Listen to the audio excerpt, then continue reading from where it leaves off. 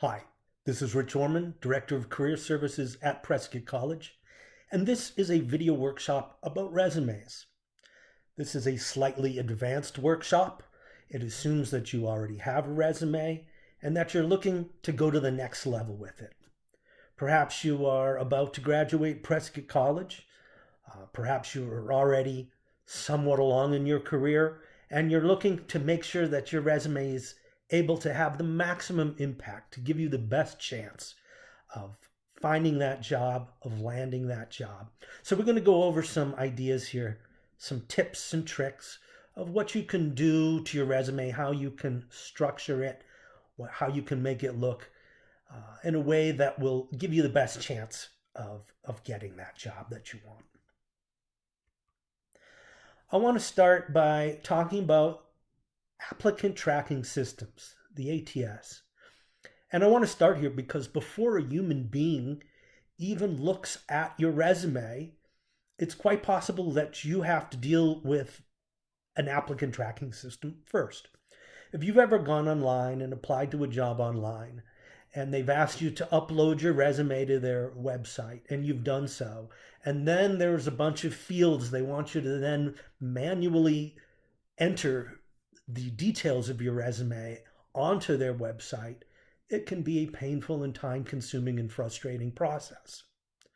If you found yourself doing that, and if you haven't, you almost certainly will at some point, then the organization you're applying to is using an ATS.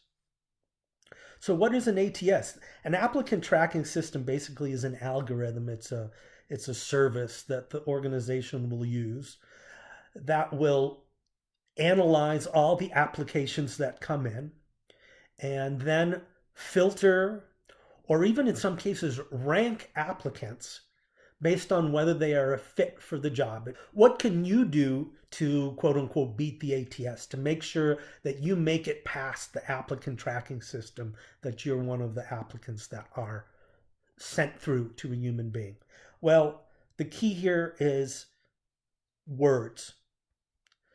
Generally, applicant tracking systems determine if you're a match or not a match to the job by what words that you include inside your application, in your resume specifically. So how do you know what words to put in there? Well, generally, the position description, the job description, is your best indicator of what you can use to determine if you have the right words in there. So look carefully through the position description. Look at the skills, the experiences that they're highlighting. Find the words that they're using the most. And make sure your resume, and your cover letter even, includes some of those words. You can do that. Certainly you can eyeball that, and that's quite effective. You can have a sense of what they're emphasizing and make sure that those emphases are in your resume as well, including the actual words. But there are resources out there that can help you online. What you can do is search online for word cloud generator. I use TagCrowd. I've highlighted here, but it's certainly far from the only one. You can find others. And what you can do is simply copy the text of the job description, paste it into the word cloud generator website, and have it visualize a word cloud for you. In this case here, I have chosen a random technical job that I found online, and I did an analysis of the words that they use. If you found yourself applying to this particular job, you would definitely want to make sure that you were emphasizing your experiences in engineering and permitting. And in fact, you want to make sure that the word permit, and even plural versus not plural, can make a difference in some cases. You want to make sure that the word permit is included in your application materials. So yes, to get past the ATS, choose the right words, pepper them throughout your resume and other materials.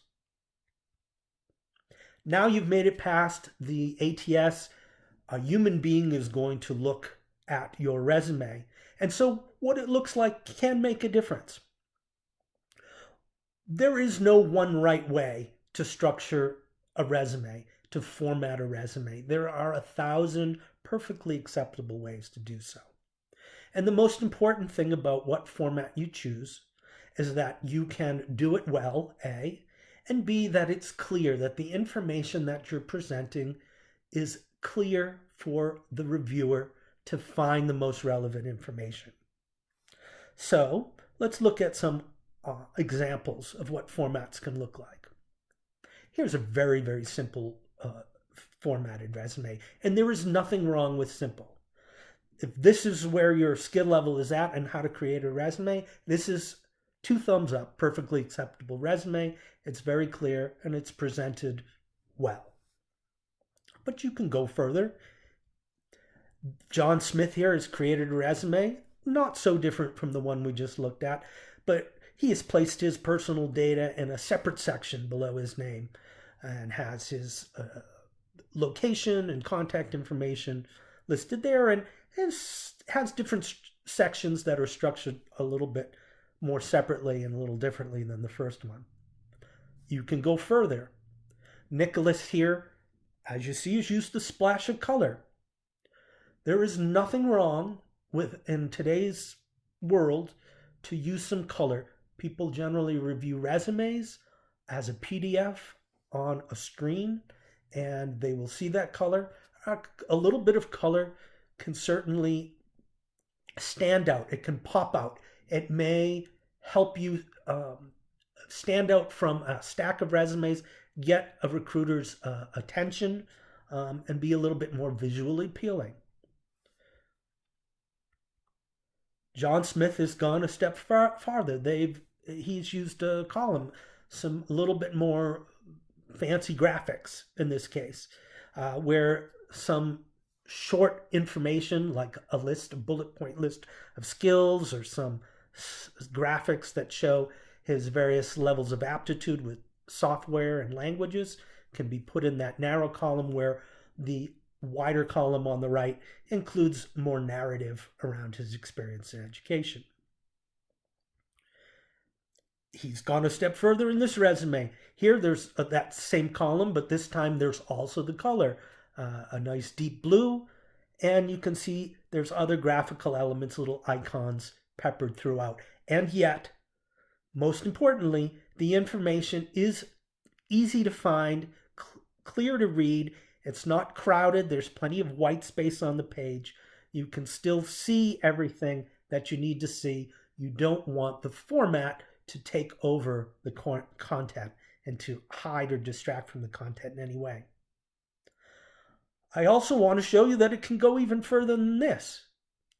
Errol here is a candidate for graphic design. They are a digital designer, and they are using their resume to show off their skills in graphic design.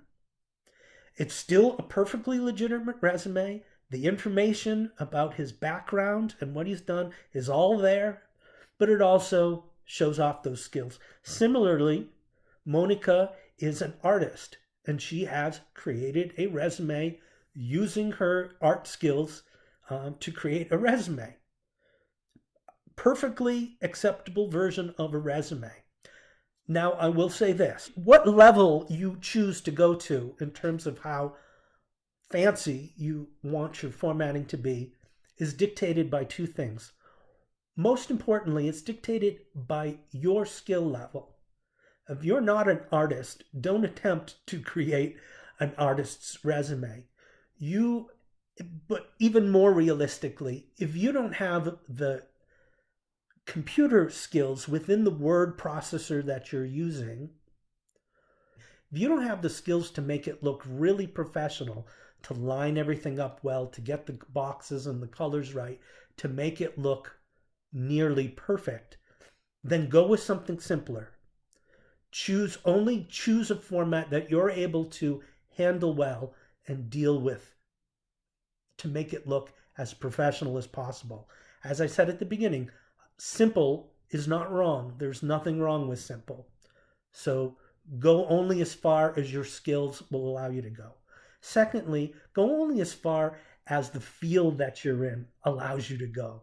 If you're applying to a job at a bank, you do not want to use a format like Monica has used here. You want to maybe err on a more conservative side, but think about what kind of field and who the person is who might be reviewing it, and choose something. There's nothing wrong, again, a little bit of color, a little bit of graphic design, but maybe not too over the top, depending on the creativity that might be expected of you within the job you're applying for.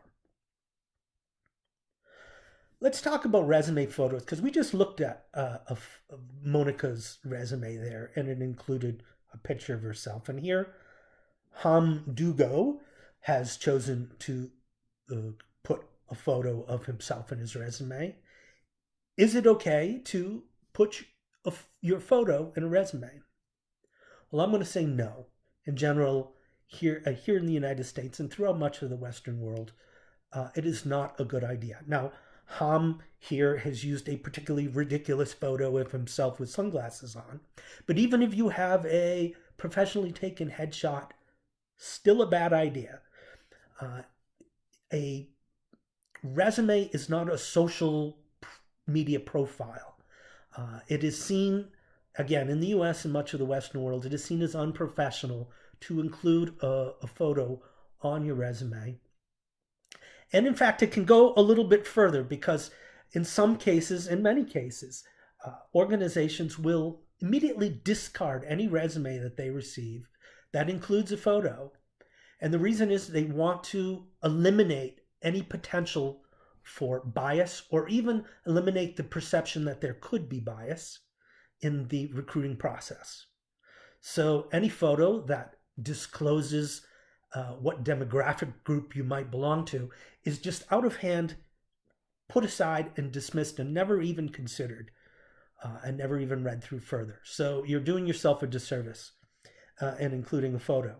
What makes it worse is that if you go out into the world and you search online for resume templates, you're going to find a lot of them with photos in them. In this case, I went to Microsoft Word and I went into New, File, New, search for resumes, templates. And frankly, Word's a nice place to find templates. I think some of them might go a little bit too flashy, but many of them are nice. But you will find, as is a simple screenshot here, that many of them include photos on them. Now, I think that Microsoft employed graphic designers to create these templates that knew a lot about their work in graphic design, but they maybe weren't as plugged into the realities of human resource policies and the realities of today's job hiring practices. If you find resumes with photos in them, do not use the photos. Either if you like the template, you can certainly try to remove the photos. If you have the skills to then reorganize the template around so that it looks good and is spaced out well without that photo there. If you don't have those skills, then choose another template. Choose a simpler template. But whatever you do, don't use a photo. Bad idea.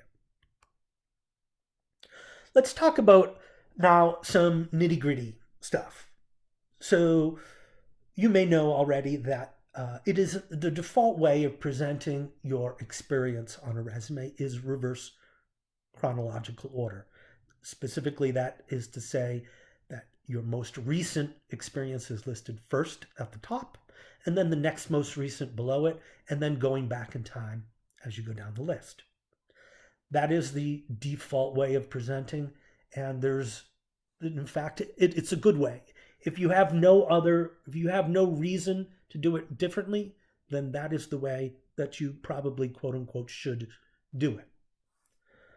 However, there are other ways. If, for example, your most recent experience is not your most relevant experience, it's the job you had 3 jobs ago is the one you want them to see because that is the most relevant to what you're applying for, then you can change it around. You can have a section called relevant experience and put that one first, and then have other experience down at the bottom where you include your more recent one and others.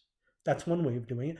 But you may go further. You may, for example, be looking at getting a job in an industry that is not directly related to any place that you have worked before. But you still may be convinced that you have learned lots of transferable skills in your career to date that are very applicable to the job that you want to acquire. In this case, you may want to use what's called a functional resume. Lorena Fleming here has used a functional resume, and the way a functional resume is set up is that rather than list jobs with detail one by one, it generally takes out the skills and lists them separately. So in this case, Lorena has testing and debugging, troubleshooting skills, analytical skills. It's assumed that the job that she's applying for has probably called out these 3 particular skills as the most important ones she's looking for. So she creates a category in the resume for each of them, and then each of these bullet points may be pulled from completely different jobs that she's had. But it shows her skills and experiences within that category. And then down below, she has a work history, and it's without detail, just where she worked, what she did, when she worked there. And altogether, this is a way of highlighting relevant skills without necessarily highlighting job and job locations that may appear or less relevant and maybe not pop off the page quite as much as the skills themselves do. This, again, perfectly legitimate form of a resume. You want to go and search for functional resume online if you want to try to put together something like this. Now the age-old question, how long should a resume be? Should it be 1 page? Should it be 2 pages? Well, there is a rule of thumb that generally says if you have 10 years or more of experience, then 2 pages is okay, and less use 1 page. But that rule of thumb is so general and so often wrong. There are times where you may have less than 10 years, but lots of really relevant stuff you've done that's enough to fill up 2 pages. There may be cases where you have more than 10 years of experience, but what's really meaningful, what's going to really get you the job or not, can fit into 1 page. And that's maybe what you want to go with. The real answer is a resume should be long enough to say all of what you need to say to convince somebody to hire you and no longer. All the relevant things and no more. So it's okay to go to 2 pages. But if you're going to include a second page, make sure what's on page 1 blows them away. You want to wow them with what's on page 1 so that they bother to look at page 2 anyways. Never go to 3 pages. Nobody's ever really realistically going to look at a 3rd page. You're wasting your time. And more importantly, if they perceive it as such, you're wasting theirs. Now, what you don't want to do is this. You do not want to leave blank space on that 2nd page.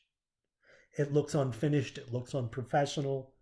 If you are running over, if you don't have enough relevant, and the key word here is relevant, if you don't have enough relevant material to fill 2 pages, then find a way of editing it down to 1 page. Get it all down onto 1 and put the best, most impactful material there.